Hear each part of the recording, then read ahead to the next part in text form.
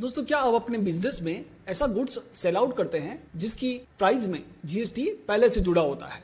Means आप अपने customers को सीधा एमआरपी पर गुड्स सेल आउट करते हैं और चाहते हैं कि टैली अपने आप टैक्स और उस गुड्स की बेस्ट प्राइस को अलग अलग कर दे। जी हाँ दोस्तों, ऐसा टैली में आप बिल्कुल कर सकते हैं। तो रियल लाइफ के सिनेरियो में प्रॉब्लम क्या आती है उससे सबसे पहले डिस्कस करते हैं। जैसे किसी कस्टमर को हम गुड्स सेल आउट कर रहे हैं, दीपक नाम का कोई कस्टमर है जिसे हमने गुड्स सेल आउट किया टेडी बियर, एक क्वांटिटी सेल आउट करनी थी और उसका रेट हमने बोल दिया उसको 1000 रुपीज़। अब इसके ऊपर टैक्स भी लगाना होगा।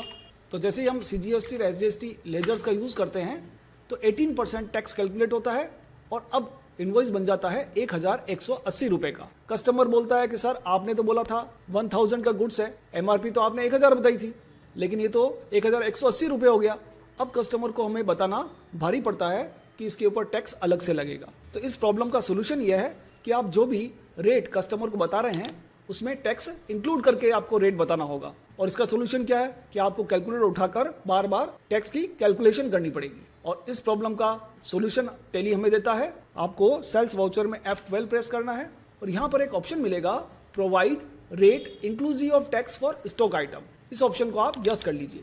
देन जैसे ही कंट्रोल A से आप सेव करेंगे, आपको अपने सेल्स वाउचर में एक नया कॉलम इंसर्ट होता हुआ दिखाई देगा, रेट इंक्लूसिव ऑफ टैक्स। अब यहाँ पर आपको MRP वाली रेट डालनी है। जैसे मैंने 1000 रुपये भाव बताया कस्टमर को, तो 1000 रुपये यहाँ लिखिए। देखिए टैली ने क्या किया, रिवर्स कैलकुलेशन किया और इस 1000 रुपये में जितना भी टैक्स बन रहा था वो अलग से कैलकुलेट करते हुए इनवॉइस बना दी वापस से 1000 रुपये की। कस्टमर को भी यही चाहिए था और आपको भी यही चाहिए कि जितना आपने बोला है उतने रुपए की इनवॉइस बन गई। इसी तरह से यदि आपने उसके 2000 रुपये का भाव बताया होता तो हमारी इनवॉइस भी 2000 रुपये की बन जाती। अब जब आप इस इनवॉइस को प्रिंट करेंगे कंट्रोल P के साथ और प्रीव्यू देखेंगे तो यहाँ पर इंक्लूसिव ऑफ टैक्स का कहीं पर भी आपको कॉलम दिखाई नहीं देगा।